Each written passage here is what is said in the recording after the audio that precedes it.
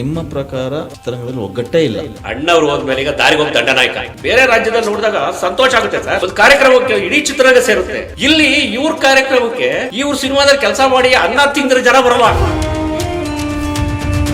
ನಾನು ಹೇಳೋದು ಒಂದು ಒಳ್ಳೆ ಮಗು ಹುಡ್ತು ಅಂತಂದ್ರೆ ಅದು ಕೃಷ್ಣಗೌಡ ಹುಡ್ಬಿಟ್ಟು ಚೆನ್ನಾಗಿಲ್ಲ ಅಂದ್ರೆ ಯಾರು ಹುಟ್ಟಿದ್ದೀರಿ ಮಗು ಚೆನ್ನಾಗಿರೋದಂತ ಚೆನ್ನಾಗಿದೆ ಅಂತ ಹೇಳಕ್ಕೂ ಕರ್ಮನ ನಿಮ್ಗೆ. ಆ ಲೆವೆಲ್ ದ್ವೇಷ ಸಾಧಿಸ್ತೀರಾ? ಯಾರೋ ನಮ್ಮ ಅಪ್ಪ ವಯಸ್ಸಿಗೆ ಬಂದು ಕಾಲದ ಸಿನಿಮಾ ಮಾಡಿದವರು ಅವರು ಈಗಲೂ ಆ ಲೇಬಲ್ ಇಟ್ಕೊಂಡು ನಮ್ಮ ಪ್ರೊಡ್ಯೂಸರ್ ಅಂತ ಹೇಳ್ಕೊಂಡು ಬಂದ ಲಾಯ ಕಟ್ಟ ಜಾಗ ಕೂತ್ಕೊತಾರೆ. ಇಂಥವ್ರುಗಳು ತೊಲೆಬಿಟ್ರೆ ಇಂಡಸ್ಟ್ರಿ ಉದ್ಧಾರ ಆಗುತ್ತೆ. ಆತರ ತುಂಬಾ ಜನ ಇದಾರೆ ಸರ್. ಒಂದ್ ರೀಲ್ ಪ್ರೊಡ್ಯೂಸರು, ಅರ್ಧ ಸಿನಿಮಾ ಪ್ರೊಡ್ಯೂಸರು, ಯಾರ್ದು ಹೆಸರು ಸಿನಿಮಾ ಮಾಡಿ ಅದಕ್ಕೆ ನಮ್ಮ ಹೆಸರು ಹಾಕೊಂಡು ಪ್ರೊಡ್ಯೂಸರು, ಈ ಬಾತ್ರೂಮ್ ಬರಹಗಾರರು ಅಂತ ಜನ ಅವ್ರೆ. ಹಾಗಾದ್ರೆ ನಿಮ್ಮ ಪ್ರಕಾರ ಚಿತ್ರರಂಗದಲ್ಲಿ ಒಗ್ಗಟ್ಟೇ ಇಲ್ಲ ಸರ್? ಅದು ಡಾಕ್ಟರ್ ರಾಜ್ಕುಮಾರ್ ಅವ್ರು ಇರೋರ್ಗೂ ಇತ್ತು ಸರ್. ಅದೊಂದು ದೊಡ್ಡ ಶಕ್ತಿ. ಹೌದು. ಅಣ್ಣವ್ರು ಹೋದ್ಮೇಲೆ ಈಗ ದಾರಿಗೆ ಹೋಗಿ ದಂಡನಾಯಕ.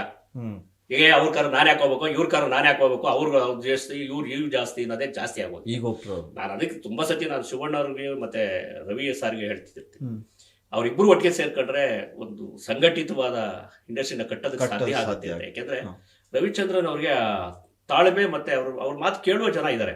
ಯಾಕೆಂದ್ರೆ ಅವ್ರಿಗೆ ಯಾರಿಗೆ ರೇಗ್ ಹೇಳ್ಬೇಕು, ಯಾರಿಗೆ ಬೇರೆ ತರ ಹೇಳ್ಬೇಕು ಅನ್ನೋದು ಒಂದು ಸ್ವಲ್ಪ ಅದು ನಾಲೆಜ್ ಇದೆ.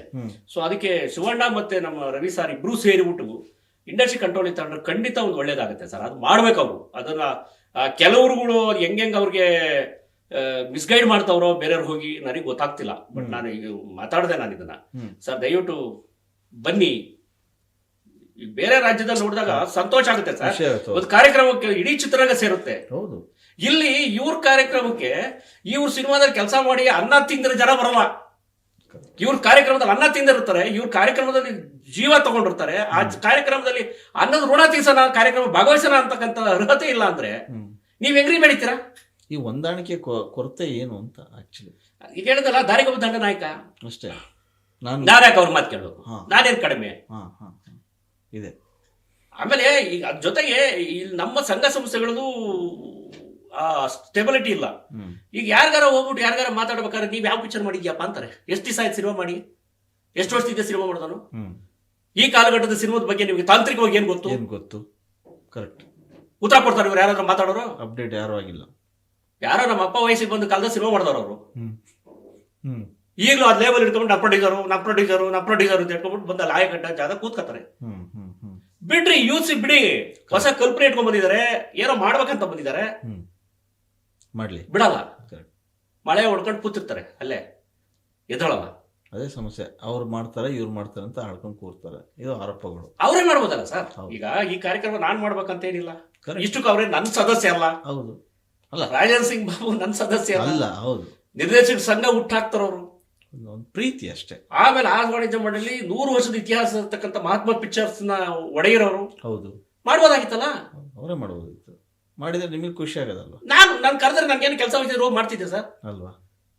ಈಗೂನು ಬೇಕಿಲ್ಲ ಇದ್ರಾಗ ಸರ್. ಒಂದು ಊರಬ್ಬ ಮಾಡಕ್ ಯಾರಾದ್ರೆ ಸರ್ ಒಂದು ಒಳ್ಳೆ ಕಾರ್ಯಕ್ರಮ ಮಾಡೋಣ. ನಂದು ಅದನ್ನ ಸಜೆಷನ್ ಕೊಡ್ತೀನಿ. ನನಗೇನಾದ್ರು ಒಂದು ವಯಸ್ಸಲ್ಲಿ ಕೆಲಸ ಮಾಡ್ಕೊಡ್ತೀನಿ. ಅದಾಗ್ಬೇಕು. ಅದು ಬಿಟ್ಬಿಟ್ಟು ಅದು ನಿಲ್ಸೋದ್ ಹೆಂಗೆ? ಅದು ತೊಂದರೆ ಕೊಡೋದ್ ಹೆಂಗೆ? ನಾನು ಹೇಳೋದು ಒಂದು ಒಳ್ಳೆ ಮಗು ಹುಡ್ತು ಅಂತಂದ್ರೆ ಅದು ಕೃಷ್ಣಗೌಡ ಹುಡ್ಬಿಟ್ಟು ಚೆನ್ನಾಗಿಲ್ಲ ಅಂದ್ರೆ ಮಗು ಏನ್ ಮಾಡ ಯಾರು ಹುಟ್ಟಿದ್ದೀರಿ ಮಗು ಚೆನ್ನಾಗಿರೋದಂತ ಚೆನ್ನಾಗಿದೆ ಅಂತ ಹೇಳಕ್ಕೂ ಕರ್ಮನ ನಿಮ್ಗೆ. ಆ ಲೆವೆಲ್ ದ್ವೇಷ ಸಾಧಿಸ್ತೀರಾ? ಒಂದು ಒಳ್ಳೆ ಕಾರ್ಯಕ್ರಮ ಆಗಿದೆ ಅಂತ ಅಂದ್ರೆ ಅದು ಹೆಗ್ಗಳಿಕೆ ಅಲ್ವಾ?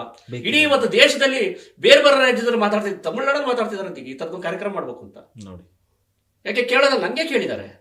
ಇವತ್ತ ಒಂದು ದೇಶದ ಮಟ್ಟದಲ್ಲಿ ಈ ತರದೊಂದು ಕಾರ್ಯಕ್ರಮ ಗುರ್ಸ್ಕೊಳ್ಳುತ್ತೆ ಅಂದ್ರೆ ಅದು ಕರ್ನಾಟಕದ ಹೆಗ್ಗಳಿಕೆ ಅಲ್ವಾ? ಕನ್ನಡ ಚಿತ್ರರಂಗಕ್ಕೆ ಹೆಗ್ಗಳಿಕೆ ಅಲ್ವಾ? ಖಂಡಿತ. ಅದು ಸಂಭ್ರಮಿಸ್ಬೇಕ ಹೊರತು ವಿರೋಧಿಸಿ ತೊಂದರೆ ಕೊಡೋದ್ರಿಂದ ಏನ್ ಪ್ರಯೋಜನ? ಈಗ ಮುಂದಿನ ಉತ್ಸವ ಯಾರು ನಡೆಯಬಹುದು ನಿಮ್ಮ ಚೇಂಬರ್ ಇಂದ? ಸರ್ 50 ವರ್ಷ ತುಂಬಿದ ಎಲ್ಲಾ ನಿರ್ದೇಶಕರದ್ದು ಮಾಡ್ತೀವಿ. ಬಹುಶಃ ನೆಕ್ಸ್ಟ್ ಇಯರ್ ಗಿರೀಶ್ ಕಾಸರವಳ್ಳಿ ಅವರಿದ್ದಾರೆ. ಅವರು ಅತಿ ಹೆಚ್ಚು ಸ್ವರ್ಣ ಕಮಲನ ಕರ್ನಾಟಕಕ್ಕೆ ತಂದುಕೊಟ್ಟಂತ ಹೆಗ್ಗಳಿಕೆ. ಬಹುತೇಕ ದೇಶದಲ್ಲೇ ಹೈಯೆಸ್ಟ್ ಸ್ವರ್ಣ ಕಮಲ ಅವ್ರಿಗೆ ಬಂದಿರಬೇಕು ಅಂತ ಅನ್ಕೋತೀನಿ ನನಗಿರೋ ಮಾಹಿತಿ ಪ್ರಕಾರ. ಅದು ತಪ್ಪು ಸರ್. ನಮ್ಮ ಬರ್ಗೂರು ರಾಮಚಂದ್ರಪ್ಪ ಇದ್ದಾರೆ. ನೆಕ್ಸ್ಟ್ ನಾಗಾಭರಣ ಇದ್ದಾರೆ. ಎಲ್ಲರೂ ಚಾಲ್ತಿಲಿರೋ ನಿರ್ದೇಶಕರು, ಎಲ್ಲರೂ ದೊಡ್ಡ ಲೆಜೆಂಡರಿ ಆಫ್ ಕರ್ನಾಟಕ ಇಂಡಸ್ಟ್ರಿನವರು. ಉತ್ಸವ ಮಾಡೋದು ಪ್ರತಿ ವರ್ಷ ಮಾಡ್ತೀನಿ ಸರ್ ನಾನು. ಯಾರು ಏನಾರಾಗ್ಲಿ, ನನ್ನ ಜೇಬಿಂದ ಹಣ ಹಾಕಿ ಮಾಡ್ತೀನೋ, ನಮ್ಮ ಸಂಸ್ಥೆಯಿಂದ ಹಣ ಹಾಕಿ ಮಾಡ್ತೀನೋ, ಒಂದು ಅದ್ದೂರಿ ಕಾರ್ಯಕ್ರಮ ಅಂತೂ ಪ್ರತಿ ವರ್ಷ ಆಗುತ್ತೆ.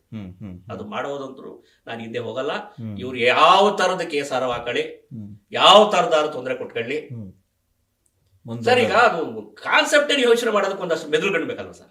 ಕರೆಕ್ಟ್. ಈಗ ಆ ಕಾರ್ಯಕ್ರಮ 5 ದಿವಸ ಎಲ್ಲರೂ 5 ದಿವಸ ಹೆಂಗ್ ಮಾಡ್ತೀರಿ ಅಂತ ಮಾಡಿ ತೋರಿಸಿ ಪ್ರೂವ್ ಮಾಡಿದ್ವಲ್ಲ. ಮತ್ತೆ ಎಲ್ಲಾನು ಕ್ರೌಡ್ಫುಲ್ ಕಾರ್ಯಕ್ರಮ ಆಗ್ಬೇಕಲ್ಲ, ಅದು ಇಂಪಾರ್ಟೆಂಟ್. ಆಮೇಲೆ ಅವ್ರ ಜೊತೆಗೆ 2 ಪುಸ್ತಕ ಕಾಸರಳ್ಳಿ ಅವ್ರು ಬಹಳ ಅದ್ಭುತವಾಗಿ ಮಾತಾಡಿದ್ರು. ಬರೀ ಯಾವ್ದೋ ಒಂದು ಅರ್ಧ ದಿವಸಕ್ಕೆ ಕರೆದ್ಬಿಟ್ಟು ಒಂದು ಚೌಚೌಬಾತ್ ಕಟ್ಬಿಟ್ಟು ಒಂದು ಪೇಟ ಇಟ್ಬಿಟ್ಟು 50 ವರ್ಷದ ಸಂಭ್ರಮ ಮಾಡಿದೀವಿ ಅಂತಲ್ಲೇ ಅದು ದಾಖಲಾಗ ರೀತಿ ಮಾಡಿದ್ದಾರೆ ಕೃಷ್ಣೇಗೌಡರು ಅಂತ. ಸುದೀಪ್ ಅವರು ಅದ್ಭುತವಾಗಿ ಮಾತಾಡಿದ್ರು. ಈ ತರದ ಕಾರ್ಯಕ್ರಮಗಳು ಆಗ್ಬೇಕಾಗಿದೆ ಅಂತ. ಈ ತರ ಇನ್ನೂ ಅನೇಕ ಕಲಾವಿದರ ಹೆಸರುಗಳು ತಗೋಬಹುದು. ನಾನು ಬಹಳ ಹೇಳಿದ್ರು ಈ ತರದೊಂದು ಆಗ್ಬೇಕಾಗಿತ್ತು ಕರ್ನಾಟಕ ಇಂಡಸ್ಟ್ರಿಗೆ ಅಂತ. ನನ್ನ ಉದ್ದೇಶ ಏನಿತ್ತು ಅಂದ್ರೆ ಈ ಕಾರ್ಯಕ್ರಮದ ಮೂಲಕ ಆದ್ರೂ ಇಡೀ ಇಂಡಸ್ಟ್ರಿ ಒಂದಕ್ಕೆ ಸೇರಿಸಬೇಕು ಅಂತಿತ್ತು. ಎಲ್ಲ ಕಲಾವಿದರು ಇವ್ರ ಜೊತೆ ಆಕ್ಟ್ ಮಾಡೋರು ಇದ್ದಾರೆ. ಅವ್ರೆಲ್ಲರೂ ಭಾಗವಹಿಸಿದ್ರೆ ಅದೊಂದು ಹಬ್ಬ ಆಗುತ್ತೆ. ಅದ್ ಯಾವ್ದೋ ಒಂದು ದಿವಸದ ಕಾರ್ಯಕ್ರಮ ಅಥವಾ ಅರ್ಧ ದಿವಸದ ಚೌಚೌಬತ್ತಿನ ಕಾರ್ಯಕ್ರಮ ಆಗಬಾರ್ದು. ಎಲ್ಲರೂ ಸೇರಿದಾಗ ಅಟ್ಲೀಸ್ಟ್ ಒಂದು ಈಗಾದ್ರೂ ಸೇರ್ತೀವಿ. ರವಿಚಂದ್ರನ್ ಹೇಳಿದ್ರು ಅದು ಈ ತರದ ಕಾರ್ಯಕ್ರಮ ಆಗ್ಬೇಕಾಗತ್ತೆ. ನಾವೆಲ್ಲ ದೂರ ದೂರ ಉಳ್ಕೊತಾ ಇದೀವಿ. ಅಟ್ಲೀಸ್ಟ್ ಈ ನೆಪದಲ್ಲಾದ್ರೂ ನಾವು ಸೇರ್ಕೊಳಕ್ ಸಾಧ್ಯ ಆಗುತ್ತೆ. ಸರ್ ಅರ್ಜುನ್ ಸರ್ಜ್ ಅವರು ಚೆನ್ನೈಯಿಂದ ಬರ್ತಾರೆ ಸರ್, ಶೂಟಿಂಗ್ ಬಿಟ್ಟು ಸುಹಾಸಿನಿ ಮೇಡಮ್ ಬರ್ತಾರೆ. ಅಲ್ಲೆಲ್ಲೋ ರವಿಚಂದ್ರ ಅವ್ರ ಮಗದ ಸಕಲೇಶ್ವರ ಶೂಟಿಂಗ್ ಅಲ್ಲಿಂದ ಬಿಟ್ಬಿಟ್ಟು ಬರ್ತಾರೆ. ಬೆಂಗಳೂರಾಗ ಇರೋರು ಬರ್ತೀನಿ ಅಂತ ಹೇಳಿ ಒಪ್ಕೊಂಡವ್ರು ಬರಲ್ಲ ಅಂತಾರೆ. ಬಿಡಿ ಹಂಗೇನೆ ಆರಂಭ ದಿನ ಹಂಗೆ ಇರ್ತಾರೆ, ಏನ್ ಮಾಡಕ್ಕಾಗಲ್ಲ. ಬಂದವ್ರು ನಮ್ಮವ್ರು ಸರ್. ಓಕೆ, ಇಲ್ಲಿ ಇಂಡಸ್ಟ್ರಿಯ ಉದ್ಧಾರಕ್ಕಿಂತ ತಮ್ಮ ವೈಯಕ್ತಿಕ ಉದ್ಧಾರತೆ ಬಗ್ಗೆನೇ ಯೋಚನೆ ಮಾಡೋರು ಜಾಸ್ತಿ ಜನ ಇದ್ದಾರೆ. ಹಾಗಾಗಿ ಅಂಥವರೇ ಜಾಸ್ತಿ ಮಾತಾಡೋರು ಅಂತ ಎದುರು ಬೀಳೋದು ಕೃಷ್ಣೇಗೌಡರ ವಿರುದ್ಧ ಅಂತ. ಅದು ಸತ್ಯನೂ ಕೂಡ. ಯಾಕೆಂತಂದ್ರೆ ಅವ್ರಿಗೆ ಮೊನ್ನೆ ಯಾರೋ ಒಬ್ರು ಮಾತಾಡ್ತಿದ್ರು, ಯಾರ್ದೋ ಒಬ್ಬರದು ಮಹಾನ್ ವ್ಯಕ್ತಿದು ಬರ್ತ್ಡೇ ಮಾಡ್ಕೊಳ್ಳೋದಕ್ಕೂ ಕೂಡ ಗೂಗಲ್ ಅಲ್ಲಿ ದುಡ್ಡು ಇಸ್ಕೊಂಡಿದ್ರು ಅಂತ 5,000 ರೂಪಾಯಿನ. ಹೌದಾ ಸರ್ ಬರ್ತ್ಡೇ ಮಾಡ್ತಾ ಇದ್ವಿ, ದೇಣಿಗೆ ಕೊಡಿ. 5,000 ರೂಪಾಯಿ ಬರೀ ಬರ್ತ್ಡೇ ಮಾಡ್ತೀವಿ ಅಂತ 5,000 ರೂಪಾಯಿನೂ ಇಸ್ಕೋತಾರೆ ಅಂತ ಹೇಳಿ ಒಂದು ದೊಡ್ಡ ಚರ್ಚೆ ಆಯ್ತು. ಸೊ ಅದನ್ನ ಯಾರೋ ನನ್ನ ಹತ್ರ ಹೇಳಿದ್ರು. ಆಮೇಲೆ ಅವ್ರಿಗೆ ಯಾರ ಹತ್ರ ಈಸ್ಕೊಂಡಿದ್ದವರು ಯಾರು ಈಸ್ಕೊಂಡ್ರು ಅನ್ನೋದವರೆಗೂ ಅವ್ರ ಗಮನಕ್ಕೆ ತಂದಿದ್ದಾರೆ. ಈ ಲೆವೆಲ್ಗೆ ಯಾಕೆ ಸರ್ ಇಳಿತೀರಾ ಅಂತಲೂ ಮಾತಾಡ್ಕತೆ. ಅಂತವ್ರ ಸಂಖ್ಯೆ ಜಾಸ್ತಿ. ಈಗ ಅದನ್ನ ಆಗ್ಲೇ ಹೇಳ್ದಂಗೆ ಸರ್ ತುಂಬಾ ಜನ ನಿರ್ಮಾಪಕರು ಸಿನಿಮಾ ಮಾಡದೇ ಇರೋರು, ದೊಡ್ಡ ದೊಡ್ಡ ಸಿನಿಮಾ ಮಾಡೋರು ಈಗ ಚಿತ್ರರಂಗದಿಂದ ದೂರ ಇದ್ದಾರೆ. ಯಾಕೆ ನಾನು ಪಾರ್ಟ್ ಆಫ್ ದಿ ಪರ್ಸನ್ ಅಲ್ಲ ಈಗ ಅಂತ. ನೀವ್ಯಾಕೆ ಆ ನಿರ್ಧಾರ ತಗೊಳಲ್ಲ? ಈಗ ನಾನು ಸಿನಿಮಾ ಮಾಡಕ್ ಆಗ್ತಿಲ್ಲ ಅಂದ್ರೆ ಸೈಲೆಂಟ್ ಆಗಿಬಿಡ್ಬೇಕು. ಬೇರೆಯವ್ರು ಎಷ್ಟು ಜನ ಹೋಗಿದಾರ್ರಿ? ಎಲ್ಲ ದೊಡ್ಡ ದೊಡ್ಡ ಸಿನಿಮಾ ಮಾಡೋರು ಎಷ್ಟು ಜನ ಹೋಗಿದ್ದಾರೆ, ಚಿತ್ರರಂಗದ ಬಿಟ್ಟು ದೂರ ಇದ್ದಾರೆ, ಅವ್ರದೇನೋ ಖಾಸಗಿ ಕೆಲಸ ಮಾಡ್ಕೊಂಡು ಬದುಕಿದ್ದಾರೆ. ನೀವ್ಯಾಕೆ ಹೋಗ್ತಿಲ್ಲ ಹಾಗಾದ್ರೆ? ನೀವು ಸಿನಿಮಾ ಮಾಡ್ತಿಲ್ಲ, ಸಿನಿಮಾದ ಚಾಲ್ತಿಲಿಲ್ಲ, ಅಥವಾ ಸಿನಿಮಾ ಮಾಡಕ್ ಆಗ್ತಿಲ್ಲ, ಅಥವಾ ಯೋಗ್ಯತೆ ಇಲ್ಲ, ಅರ್ಹತೆ ಇಲ್ಲ, ಯಾವ ಇರ್ಬೇಕಾದವು ಇಲ್ಲ ಅಂತ ನಿಮಗೆ ಗೊತ್ತಾದ್ಮೇಲೆ ಇನ್ನು ಯಾಕೆ ಕೂತ್ಕತ್ತೀರಿ? ಚಿತ್ರ ಮಾಡಕ್ ಆದ್ಮೇಲೆ ಈಗ ಅನೇಕ ಮಹನೀಯರು ಹೋಗಿದಾರಲ್ಲ, ಸಿನಿಮಾ ಮಾಡಿದ್ರೆ ದೂರ ಇದ್ದಾರೆ, ಚಿತ್ರರಂಗ ಬರ್ತಾನೆ ಅಲ್ಲ. ಬಂದಾಗೆಲ್ಲ ಸಿಕ್ತಾಗ ಹೇಳ್ತಾರೆ, ಅಯ್ಯೋ ನಾನು ಅವಾಗ ಒಂದು ಸಿನಿಮಾ ಮಾಡಿದ್ನಪ್ಪ ಅಂತ ಸಿನಿಮಾ ಮಾಡಿದ್ದು ತುಂಬಾ ಜನ ಹೇಳ್ತಾರೆ. ಈಗ ಯಜಮಾನ ಅಂತ ಸಿನಿಮಾ ಮಾಡಿದ ರೆಹಮಾನ್ ಅವರು ಕೂಡ ಎಲ್ಲ ಇದ್ದಾರೆ. ಅದಕ್ಕೇನೋ ದೊಡ್ಡ ಸಿನಿಮಾ ಮಾಡೋರು ಬೇಕಾ? ಅವ್ರೇನ್ ಬಂದಿಲ್ಲ ಮಳೆ ಹೊಡ್ಕೊಂಡು ಕೂತ್ಕೊಂಡವ್ರ? ಮುನ್ರತ್ನ ಎಲ್ಲಿದ್ದಾರೆ? ಯಾಕೆ ಎಷ್ಟು ಕೂಡ ಈಗ ಚಾಲ್ತಿಲಿದ್ರು ಕೂಡ ರಾಕ್ಲೈನ್ ವೆಂಕಟೇಶ್ ಅವರು ಮುಂಚೂಣಿಲಿ ನಿಂತ್ಕೊಳ್ಳಲ್ಲ? ಒಂಬಳೆ ಸಿನಿಮಾ ಸರ್ ಯಾಕೆ ಬರಲ್ಲ ಅಲ್ಲಿ? ಅವರೆಲ್ಲ ಚಾಲ್ತಿಯಲ್ಲಿ ಇರೋರೆ. ಅವರೆಲ್ಲ ಸಿನಿಮಾ ಮಾಡ್ತಿದ್ದಾರೆ. ಆಮೇಲೆ ಸಿನಿಮಾ ಮಾಡಿದ್ರು ದೂರ ಇದ್ದಾರೆ, ನಾವ್ ಮಾಡಕ್ ಆಗ್ತಿಲ್ಲ, ನಮಗೆ ಬೇಡ ಇದು ಅಂತ. ಆದ್ರೆ ಇವ್ರು ಮಾತ್ರ ಬಿಟ್ಟು ಹೋಗಲ್ಲ. ಅಂದ್ರೆ ನಿಮ್ಮ ಉದ್ದೇಶ ಏನು? ನಿಮ್ಮನ್ನ ನೀವು ಪ್ರಶ್ನೆ ಮಾಡ್ಕೊಳ್ಳಿ. ಜನ ಮಾಡೋದ್ ಬೇಡ, ಇಂಥವ್ರುಗಳು ತೊಲೆಬಿಟ್ರೆ ಇಂಡಸ್ಟ್ರಿ ಉದ್ಧಾರ ಆಗ್ಬಿಡುತ್ತೆ. ಅವ್ರ ಜನ ಬಹಳ ಜನ ಇದಾರೆ ಅಲ್ಲಿ. ಆತರ ತುಂಬಾ ಜನ ಇದಾರೆ ಸರ್. ಒಂದ್ ರೀಲ್ ಪ್ರೊಡ್ಯೂಸರು, ಅರ್ಧ ಸಿನಿಮಾ ಪ್ರೊಡ್ಯೂಸರು, ಯಾರ್ದ ಹೆಸರು ಸಿನಿಮಾ ಮಾಡಿ ಅದಕ್ಕೆ ನಮ್ಮ ಹೆಸರು ಹಾಕೊಂಡ್ಬಿಟ್ಟು ಪ್ರೊಡ್ಯೂಸರು, ಹಿಂಗೆಲ್ಲ ಆಗ್ತದೆ. ಈ ತರದ ತುಂಬಾ ಜನ ಇವತ್ತು ಬಹಳ ಮುಖ್ಯಣಿಯಲ್ಲಿ ಚಾಲ್ತಿಲಿ ಇರ್ತಕ್ಕಂಥ ಅದು ಏನು ಆಕ್ಟಿವ್ ಪ್ರೊಡ್ಯೂಸರ್ಸ್. ಈ ಬಾತ್ರೂಮ್ ಬರಹಗಾರರು ಅಂತ ಜನ ಅವ್ರೆ. ಅಲ್ಲೇ ಕೂತ್ಬಿಟ್ಟು ಏನೋ ಕೂತ್ಕೊಂಡು ಟೆಕ್ಸ್ಟ್ ಮಾಡೋದು, ಫೇಸ್ಬುಕ್ ಸೋಷಿಯಲ್ ಮೀಡಿಯಾದ ಬರೆಯೋದು, ಅವ್ರುಗಳೆಲ್ಲ ಕೇಳೋದು ಕೃಷ್ಣೇಗೌಡ ಸಾಧನೆ ಏನು ಅಂತ. 18 ಸಿನಿಮಾ ಪ್ರೊಡ್ಯೂಸ್ ಮಾಡ್ತೀನಿ, 4 ಸಿನಿಮಾ ಡೈರೆಕ್ಟ್ ಮಾಡ್ತೀನಿ, 4 state award, 1 national award, 1 7 international award ಬಂದಿದ್ರು. ಮನೋರಂಜನಾ ಮಾಧ್ಯಮದ ಎಲ್ಲಾ ವಿಭಾಗದಲ್ಲಿ ಕೆಲಸ ಮಾಡೋರು ಕೆಲವೇ ವ್ಯಕ್ತಿಗಳು, ನಾನು ಒಬ್ಬ ಆಗಿದ್ರು ಕೂಡ ಇವ್ರು ನನ್ನ ಪ್ರಶ್ನೆ ಮಾಡ್ತಾರೆ, ಕೃಷ್ಣೇಗೌಡ ಕೊಡುಗೆ ಏನು ಚಿತ್ರರಂಗಕ್ಕೆ? ಆಮೇಲೆ ಎಷ್ಟೋ ಜನ ನನ್ನ ಬಯೋಡೇಟಾನೇ ಗೊತ್ತಿಲ್ಲ ಎಷ್ಟೋ ಜನ ಮಾತಾಡೋರಿಗೆ. ಇವ್ನು ಏನು, ಹೆಂಗ್ ಬಂದ ಕೃಷ್ಣೇಗೌಡ, ಅವ್ನ ಜರ್ನಿ ಏನು, ಅವ್ನು ಎಲ್ಲಿಂದ ಬಂದವನೇ, ಅವ್ನ ಸಾಧನೆ ಏನು, ನಾನು ಬಯೋಡೇಟಾನೇ ತಿಳ್ಕೊಳ್ದೆ ಇವ್ರು ಏನ್ರಿ ಕೊಡುಗೆ ಅಂತ 2 ಸಿನಿಮಾ ಮಾಡಿದ್ರೆ ಮಾತಾಡ್ತಾನೆ. 4 ಅಡಿ ಸಿನಿಮಾ ಮಾಡ ಪ್ರಶ್ನೆ ಮಾಡ್ಬೇಕಷ್ಟೇ ಅಲ್ಲ, 4 ಅಡಿ ಸಿನಿಮಾ ಮಾಡ್ಬಿಟ್ಟು ಕೃಷ್ಣೇಗೌಡ ಕೊಡುಗೆ ಬಗ್ಗೆ ಮಾತಾಡ್ತಾರೆ. ಅಲ್ಲೆಲ್ಲ ಸಿನಿಮಾನೇ ಮಾಡಿದ್ರೆ 20-25 ವರ್ಷ ಆಗಿರೋದು ಕೃಷ್ಣೇಗೌಡ ಕೊಡುಗೆ ಏನು ಅಂತ ಮಾತಾಡ್ತಾರೆ. ನಾನು ಮಾಡಿದ ಒಂದು ಪಿಂಕಿ ಮಾಡಕ್ ಹೇಳಿ ಅವ್ರಿಗೆ, ಬೆಂಕಿಯಲ್ಲಿ ಅಂತ ಒಂದು ಒಳ್ಳೆ ಅದ್ಭುತವಾದ ಸಿನಿಮಾ ಕೊಟ್ರಿ ನೀವು ಇಂಡಸ್ಟ್ರಿಗೆ. ನಾನು ಕುಸು ಅಂತ ಸಿನಿಮಾ ಮಾಡಕ್ಕೆ ಹೇಳಿ, ಹೌದು, BT ಲಲಿತಾ ನಾಯಕ್ ಅವ್ರ ಕಾದಂಬರಿ ಅದು ಗತಿ ಅಂತ ಹೇಳಿ, ಅದನ್ನ ಲಚ್ಚಿನ ಸಿನಿಮಾ ಕಲ್ಕತ್ತಾ ಫಿಲ್ಮ್ ಫೆಸ್ಟಿವಲ್ ಅಲ್ಲಿ ಇವತ್ತವರೆಗೂ ಕರ್ನಾಟಕದ ಯಾರ ಸಿನಿಮಾಕ್ಕೂ ಪ್ರಶಸ್ತಿ ಬಂದಿಲ್ಲ.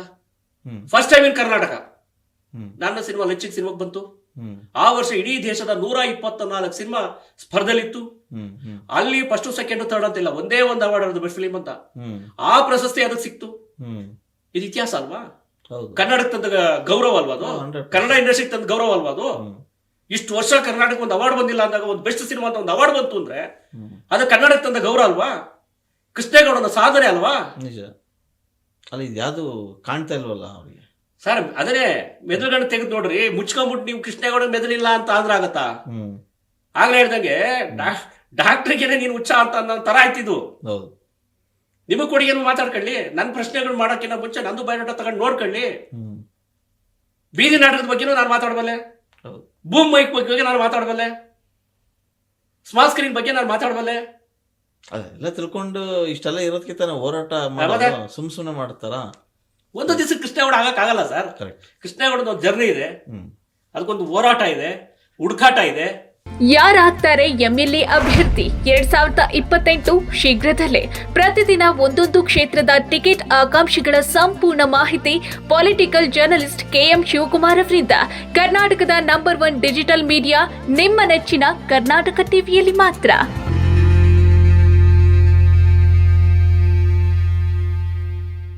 ತುಂಬ ಖುಷಿ ಆಗ್ತಾ ಇದೆ, ಯಾಕೆಂದರೆ ಇವತ್ತು ಎಷ್ಟೋ ಜನ ಮಹಿಳೆಯರು ಹೇಳ್ತಾ ಇದ್ರು ನನಗೆ PCOD ಪ್ರಾಬ್ಲಮ್ ಇತ್ತು ಸರ್, ಥೈರಾಯ್ಡ್ ಪ್ರಾಬ್ಲಮ್ ಇತ್ತು ಸರ್, ಆರಾಮಾಗಿ ನಾನು ಸಣ್ಣ ಆದೆ ಸರ್, ತುಂಬ ಥ್ಯಾಂಕ್ ಯು ಅಂತ ಎಷ್ಟೋ ಜನ ಹೇಳ್ತಾ ಇದ್ರು.